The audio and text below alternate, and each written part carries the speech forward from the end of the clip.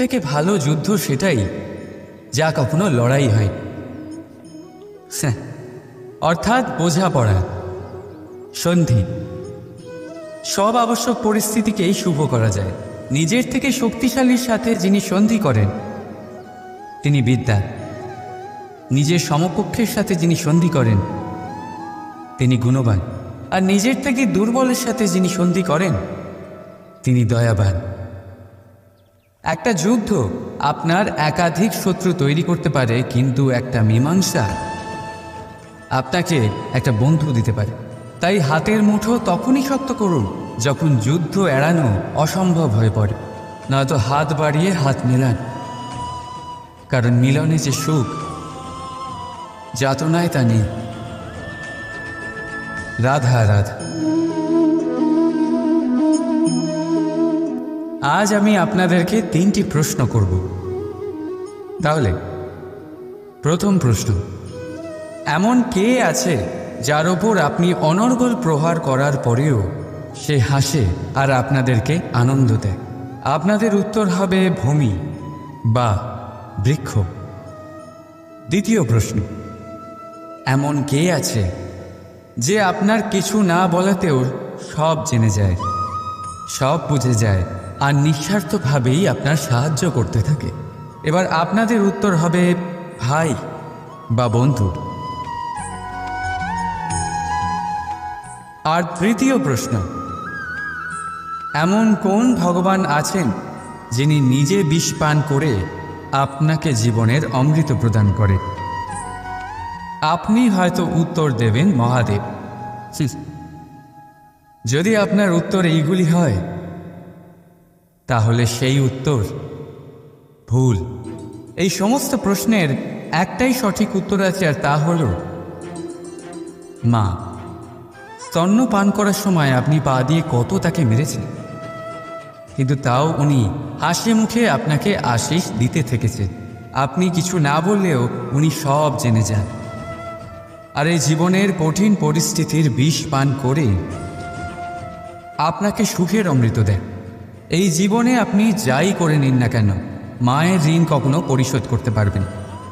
যদি কিছু করতে চান তবে জীবনের আনন্দের মধ্যে, অনুভূতির মধ্যে আর ধন্যবাদের মধ্যে নিজের মাকে মনে রাখবেন। আর আমার সাথে ভালোবেসে বলবেন রাধা রাধা।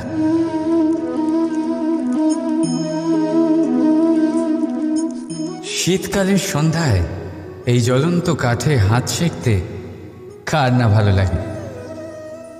কত সময় পেরিয়ে যায় এই কাঠ সরাতে ঘোরাতে, বোঝাই যায় না। এই কাঠগুলি আগে জ্বলে, তারপর আমাদের উষ্ণতা দেয়, আর তারপর ছাই হয়ে যায়। আচ্ছা বলুন, এই আগুনের উৎপত্তি কোথা থেকে হয়? উত্তরটা সহজ, এই কাঠ থেকে। আচ্ছা, এই ছাইয়ের উৎপত্তি কোথা থেকে হয়? উত্তর সেই একই, এই কাঠ থেকেই। তাহলে আগুন আর ছাই এই দুইয়ের উৎপত্তি কাঠ থেকেই হয়। এবার ভাবুন, আগুন যা এই কাঠ জ্বালায়, আর ছাই সেই ছাই যা এই আগুন নিভিয়ে দেয়। কিছু বুঝলেন? আপনার শক্তি আপনার ভেতরেই উৎপন্ন হয়, আর আপনার অন্তরের ক্ষতিকর সেই ছাই সেটাও আপনার ভেতরেই উৎপন্ন হয়। তাই নিজের ভিতরের উজ্জ্বলতা দিয়ে এই সংসারকে আলোকিত করতে চান, নাকি নিজের ভেতরের আধার বার করে এই সংসারে অন্ধকার আনতে চান? সিদ্ধান্ত আপনার। রাধা রাধা। কখনো কখনো আপনার মনে এই প্রশ্ন জাগে, তাই না? এই সংসারে কি এমন আছে যা পাওয়া অসম্ভব? হয়তো আমারও মনে এই একই প্রশ্ন জাগে। তখন আমি ভাবি, এই সংসারে এমন কি আছে যা পাওয়া অসম্ভব? ধন? না। যশ? না। সম্মান? না।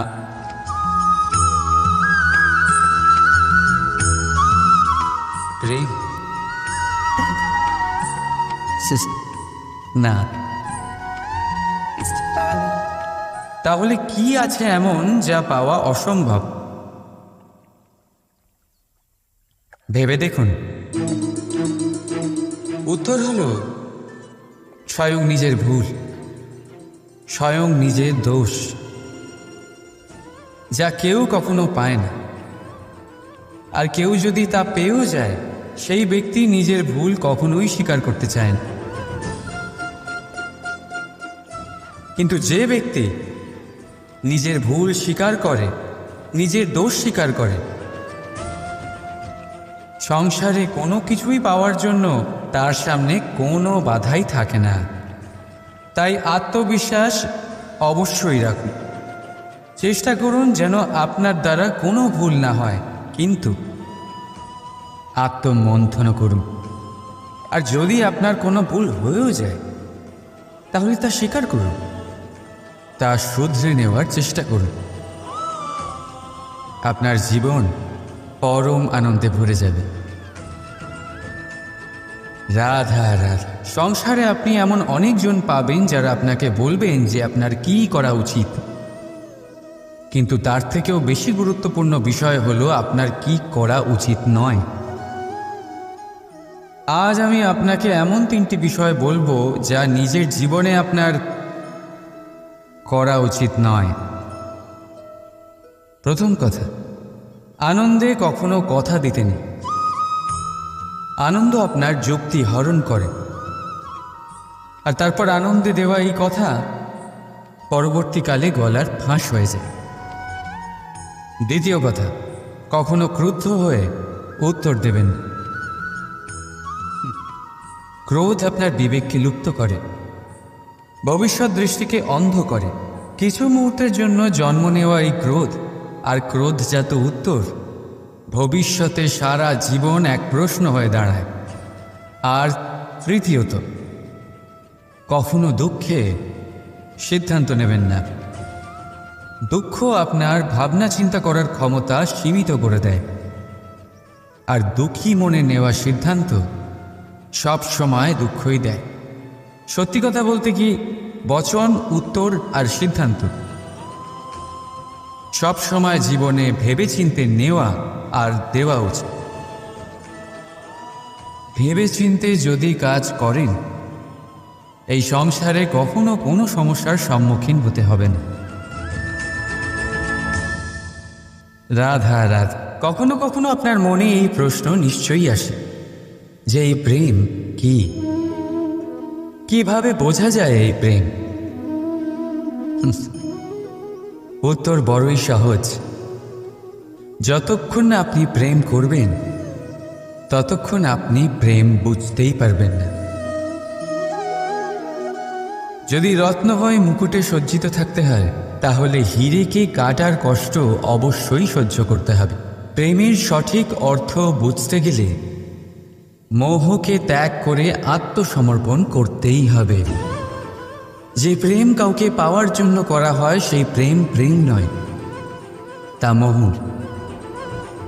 তাই আত্মসমর্পণ করুন নিজেকে, নিজের অহংকারকে, নিজের অস্তিত্বকে, মোহকে, আর দেখবেন আপনার প্রেম স্বয়ং আপনার সাথে থাকবে। রাধা রাধা।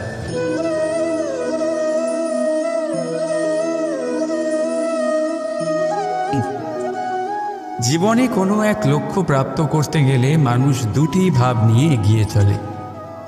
প্রথম, নিজের লক্ষ্যে পৌঁছানোর নিশ্চয়তা, আর দ্বিতীয়, নিজের লক্ষ্যে পৌঁছানোর পথ। সবাই এটাই করেন, কিন্তু সবাই নিজের লক্ষ্যে পৌঁছতে পারেন না। কেন? কারণ লক্ষ্যে যখন পৌঁছানো যায় না, মানুষকে কিছু বদলাতে হয়। কেউ নিজের নিশ্চয় লক্ষ্য বদলে ফেলেন, কেউ নিজের পথ। যারা নানান পথে চেষ্টা করতে থাকেন, তারা সফল হয়েই যান। কিন্তু নিজের নিশ্চয় লক্ষ্য যারা বদলান, সাফল্যের স্বাদ তারা কখনোই পান না। তাই নিজের নিশ্চয় লক্ষ্য কখনো বদলাবেন না, কারণ নিশ্চয় লক্ষ্য হারালে পূর্ণিমার রাতেও চন্দ্রগ্রহণ দেখা যায়। নিজের নিশ্চয় লক্ষ্য বজায় রাখুন, আপনি সাফল্য অবশ্যই পাবেন। রাধা রাধা। নিজের মহলের সবচেয়ে উচ্চতায় দাঁড়ানো এক ব্যক্তি, তারও মনে একটা ভয় থাকে। ভয়, সেই মহলের ভিত নড়ে যাওয়ার ভয়, নিজের পতনের ভয়। আর সেই কারণেই সেই উচ্চতার সম্পূর্ণ আনন্দ সে উপভোগ করতে পারে না। কিন্তু আপনি কি কখনো কোনো গাছের ডালে বসে থাকা কোনো পাখিকে দেখেছেন? সেই ডাল ভেঙে গেলেও তার পড়ে যাওয়ার ভয় থাকে না। কেন? কারণ তার নিজের ডানার ওপর বিশ্বাস আছে। ঠিক সেইভাবেই আমাদের মধ্যে বেশিরভাগ মানুষ কোনো না কোনো সাহায্য নিয়ে উচ্চতায় পৌঁছেছেন, কারোর সাহায্য নিয়ে সাফল্য অর্জন করেছেন। কিন্তু সাফল্যের আনন্দ শুধু তারাই অনুভব করতে পারেন যাদের মনে পড়ে যাওয়ার ভয় নেই। তাই কারোর সাহায্যের উপর নয়, নিজের সামর্থ্যের উপরে বিশ্বাস রাখুন। রাধা রাধা। বনস্পতি ফলনের জন্য আমাদের কিসের প্রয়োজন পড়ে? একটু ধরিত্রীর, একটু পরিশ্রমের, আর একটা বীজের। এবার যদি মানুষের কথা বলি, তাহলে এখানে ধরিত্রী হলো মানুষের এই জীবন, যেখানে মানুষ নিজের ইচ্ছের ফল ফুল ফলন করতে চায়। পরিশ্রম হলো আমাদের কর্ম, আর বীজ হলো আমাদের নির্বাচন। আমাদের বেছে নিতে হবে যে আমরা কি বপন করব, আম নাকি ফণি মনসা। এর মধ্যে আমরা কি পেতে চাই? রসালো ফলের ফলন চাই নাকি কাঁটার ফলন চাই, তা আমাদের উপর নির্ভরশীল। কিন্তু একটা কথা ঠিক, লক্ষ্য যেমনই হোক না কেন, জীবন যেমনই হোক না কেন, যদি আপনি লক্ষ্যের দিকে এগোতে থাকেন, তাহলে কর্মের সাথে খামখেয়ালি আচরণ করতে পারবেন না। যদি আপনি এমন করেন, তাহলে এটা আপনাকে একটা অনুচিত লক্ষ্যে পৌঁছে দেবে, সেটা কিন্তু নিশ্চিত। সবসময় এটা মনে রাখবেন, কর্মের সাথে খামখেয়ালি হবেন, অর্থাৎ কর্মফলও আপনার সাথে খামখেয়ালি হবে। তাহলে নিষ্ঠার সাথে কর্ম করতে থাকুন আর নিজের লক্ষ্যকে প্রাপ্ত করুন। আর আমার সাথে ভালোবেসে বলুন, রাধা রাধা। অগ্নি, চতুর্থ তত্ত্ব, সব থেকে বেশি গুরুত্বপূর্ণ, কিন্তু তার থেকেও বেশি ভয়াবহ। কখনো অগ্নিকে নিয়ন্ত্রিত রূপে উনুনে জ্বলতে দেখেছেন? এই অগ্নি আমাদের খাবার বানাতে সাহায্য করে, যা আমাদের শক্তি প্রদান করে। কিন্তু এই অগ্নি যখন বিচলিত হয়ে, অনিয়ন্ত্রিত হয়ে কোনো বনের আগুন হয়ে ওঠে, তখন মহা বিনাশ ঘটে যায়। আপনারই অন্তরের ঊর্জা হলো এই অগ্নি। এটা আপনার শক্তিও, আপনার ক্রোধ। একে ব্যবহার কিভাবে করবেন তা আপনারই হাতে। যদি কোনো ব্যক্তি নিজের অন্তরের এই ঊর্জাকে ব্যবহার করেন শক্তির রূপে, তাহলে সে বিকাশ ঘটাতে পারে, নির্মাণ ঘটাতে পারে। কিন্তু যদি কোনো ব্যক্তি তার অন্তরের ঊর্জাকে বিধ্বংসী অস্ত্র বানিয়ে ফেলেন, তাহলে নিশ্চিত রূপে মহা বিনাশ ঘটতে পারে, যাতে বিনাশ তারও অবশ্যই হবে। অনেক বছর পূর্বে এমনই এক আগুনের দ্বারা এই সুন্দর পৃথিবীর নির্মাণ হয়েছিল। আর অনেক বছর পূর্বে এমন এক আগুনেই সমস্ত জীব এবং সংসার বিলুপ্ত হয়ে গেছিল। এবার আপনি আপনার অন্তরের ঊর্জা দ্বারা বিনাশ ঘটাতে চান নাকি নির্মাণ ঘটাতে চান, সেই সিদ্ধান্ত আপনারই। আসুন আমার সাথে ভালোবেসে বলুন, রাধা রাধা। কখনো কখনো এমন হয়, আমরা আমাদের বাড়ির উঠোনে বীজ বপন করি, আর তা বিকশিত হয় একটা সুন্দর বৃক্ষে। তার শাখাগুলি প্রতিবেশীর বাড়ি পর্যন্ত পৌঁছয়। ফলের বর্ষণ প্রতিবেশীর বাড়িতেও হয়ে থাকে। আর আমরা ভাবি গাছ আমরা উৎপন্ন করব আর ফল খাবেন আপনারা। এই কেমন কথা হলো? আপনাকে এই কথা বুঝতে হবে যে এসব হলো ভৌতিক বস্তু। সাংসারিক বস্তু। কখনো নিজের বাড়ির বাগানে ভালোবাসার গাছ বপন করে দেখুন, তার শাখাও প্রতিবেশীর বাড়ি পর্যন্ত পৌঁছবে, ফলের বর্ষণ সেখানেও হবে, কিন্তু সেই ফল চাইতে আপনাকে যেতে হবে না, সেই ফল দ্বিগুণ মাত্রায় আবার আপনার কাছেই ফিরে আসবে। তাই নিজের বাড়িতে আর নিজের মনে ভালোবাসার গাছ উৎপন্ন করুন। এই জীবন প্রসন্ন হয়ে বলবে, রাধা রাধা। অ দিয়ে অন্ত, আ দিয়ে আরম্ভ, এই দুইয়েরই রাশি সমান। যদি আপনি মন দিয়ে দেখেন তবে দেখবেন এদের সম্পর্ক খুবই নিবিড়। কিভাবে? যখন কোনো কিছু শুরু হয় এটা নিশ্চিত হয়ে যায় যে তা সমাপ্তও হবে। আরম্ভই যদি না হয় তা সমাপ্তও হবে না। যা আরম্ভ হয়েছে তার সমাপ্তি হলো অবশ্যম্ভাবী। এটাই হলো প্রকৃতির নিয়ম, একে এড়ানো যায় না। এবার এই কথা আমরা সকলে জানি। এবার মানুষ কি ভাবে যে সমাপ্তির পরে কি হতে পারে, এর উত্তর তাদের কাছে নেই। তাদের উচিত অন্য কোনো বিষয় ভাবা যা বেশি গুরুত্বপূর্ণ। এবার মানুষ এটা জানে না যে মৃত্যুর পরে কি হতে পারে, কিন্তু এই কথা অবশ্যই জানে যে জন্ম থেকে মৃত্যু পর্যন্ত এই সময়, যাকে আমরা জীবন বলে থাকি, এই সময় আমরা কর্ম করতে পারি। এই কথা তো আমরা জানি।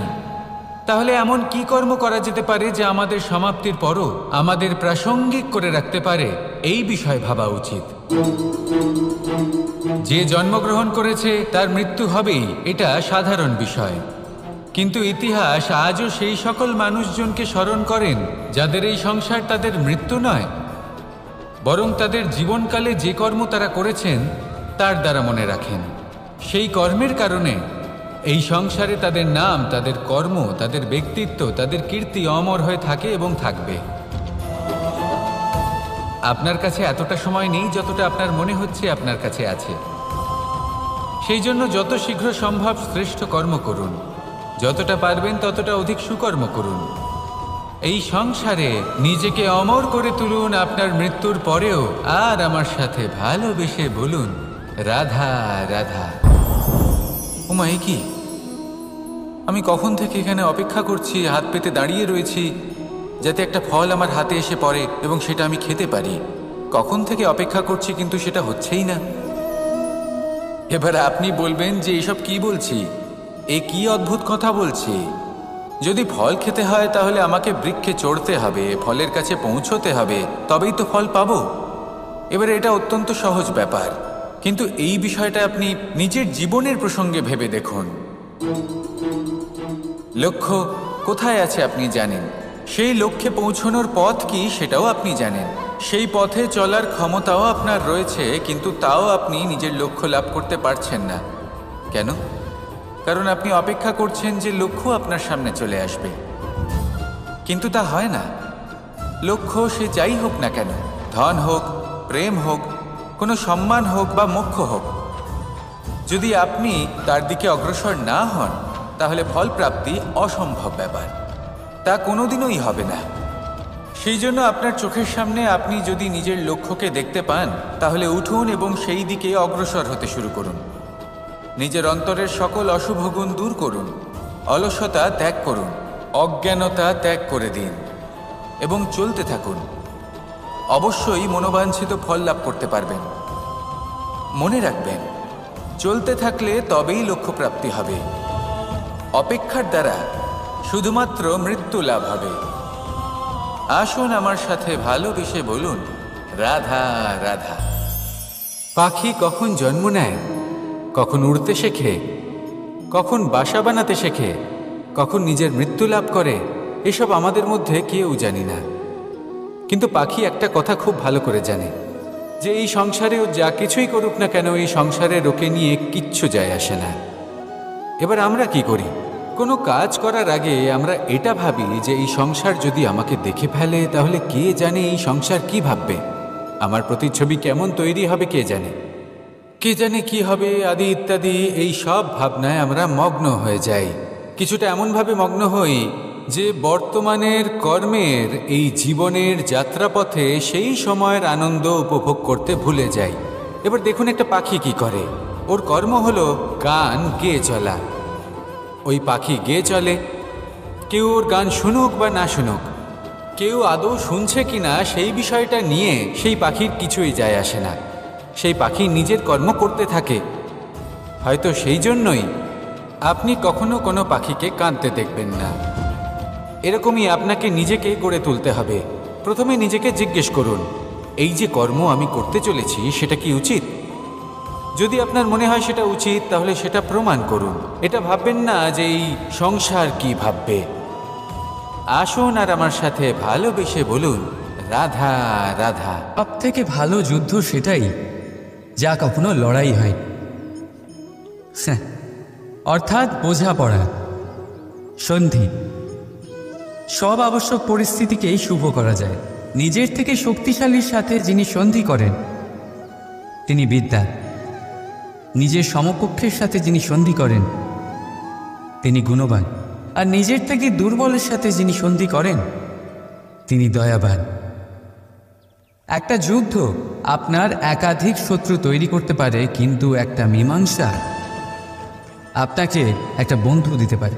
তাই হাতের মুঠো তখনই শক্ত করুন যখন যুদ্ধ এড়ানো অসম্ভব হয়ে পড়ে। নয়তো হাত বাড়িয়ে হাত মেলান, কারণ মিলনে যে সুখ, যাতনায় তা নেই। রাধা রাধা। আজ আমি আপনাদেরকে 3টি প্রশ্ন করব। তাহলে প্রথম প্রশ্ন, এমন কে আছে যার ওপর আপনি অনর্গল প্রহার করার পরেও সে হাসে আর আপনাদেরকে আনন্দ দেয়? আপনাদের উত্তর হবে ভূমি বা বৃক্ষ।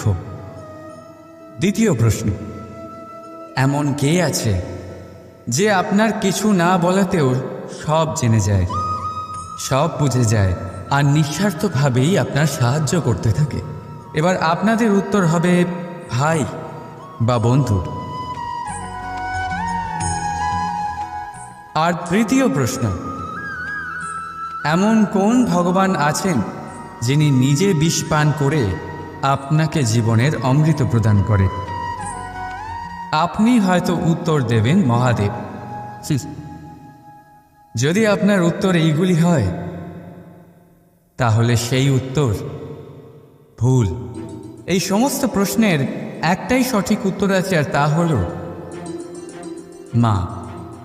স্তন্য পান করার সময় আপনি পা দিয়ে কত তাকে মেরেছেন, কিন্তু তাও উনি হাসি মুখে আপনাকে আশীষ দিতে থেকেছেন। আপনি কিছু না বললেও উনি সব জেনে যান। আর এই জীবনের কঠিন পরিস্থিতির বিষ পান করে আপনাকে সুখের অমৃত দেন। এই জীবনে আপনি যাই করে নিন না কেন, মায়ের ঋণ কখনো পরিশোধ করতে পারবেন। যদি কিছু করতে চান তবে জীবনের আনন্দের মধ্যে, অনুভূতির মধ্যে আর ধন্যবাদের মধ্যে নিজের মাকে মনে রাখবেন। আর আমার সাথে ভালোবেসে বলবেন, রাধা রাধা।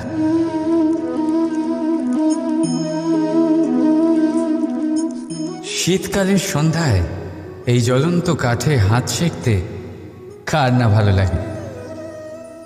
কত সময় পেরিয়ে যায় এই কাঠ সরাতে, ঘোরাতে, বোঝাই যায় না।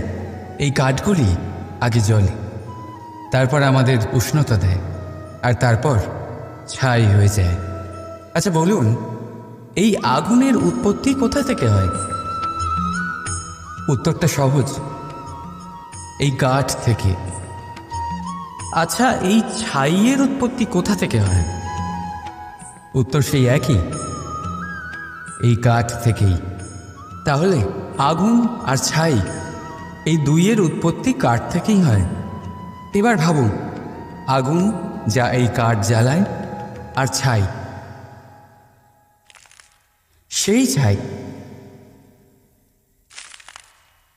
যা এই আগুন নিভিয়ে দেয়। কিছু বুঝলেন?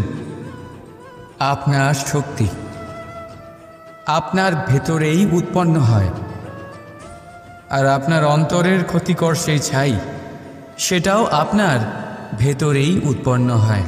তাই নিজের ভিতরের উজ্জ্বলতা দিয়ে এই সংসারকে আলোকিত করতে চান, নাকি নিজের ভেতরের আধার বার করে এই সংসারে অন্ধকার আনতে চান? সিদ্ধান্ত আপনার। রাধা রাধা। কখনো কখনো আপনার মনে এই প্রশ্ন জাগে, তাই না? এই সংসারে কি এমন আছে যা পাওয়া অসম্ভব? হয়তো আমারও মনে এই একই প্রশ্ন জাগে। তখন আমি ভাবি, এই সংসারে এমন কি আছে যা পাওয়া অসম্ভব? ধন? না। যশ? না। সম্মান? না।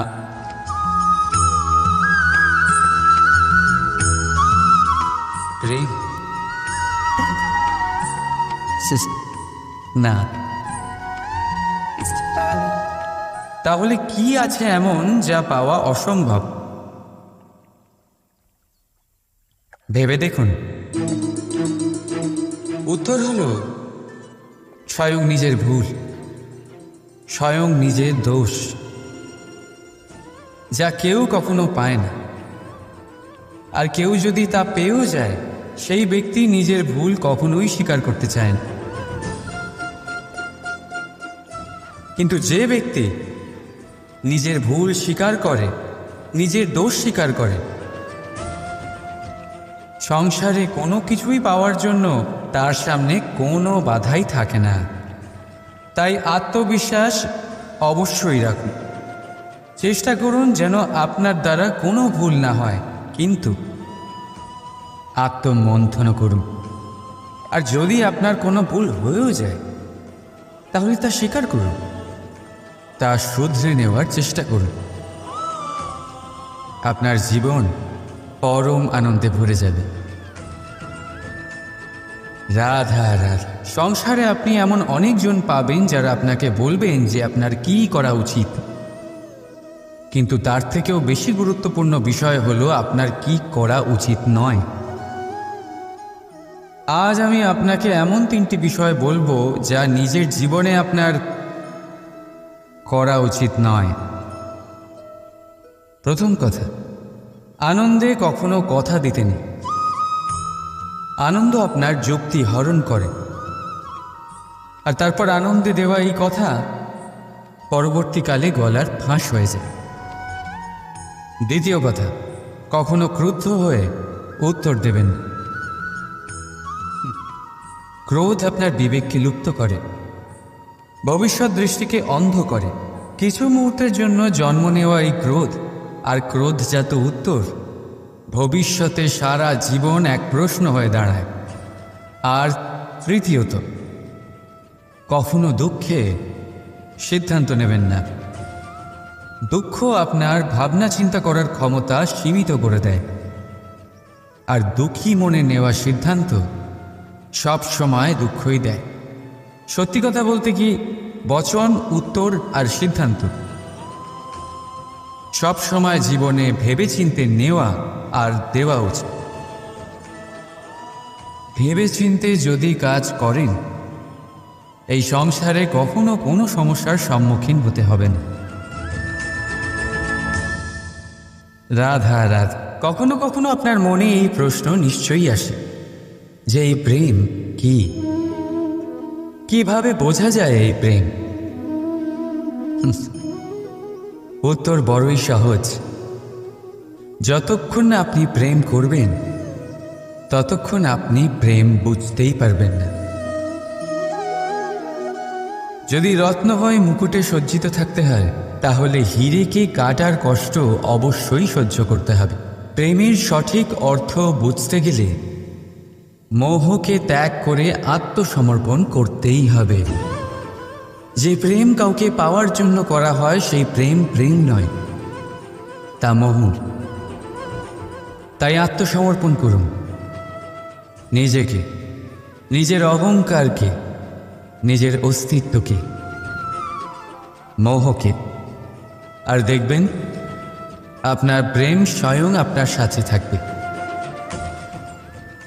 রাধা রাধা।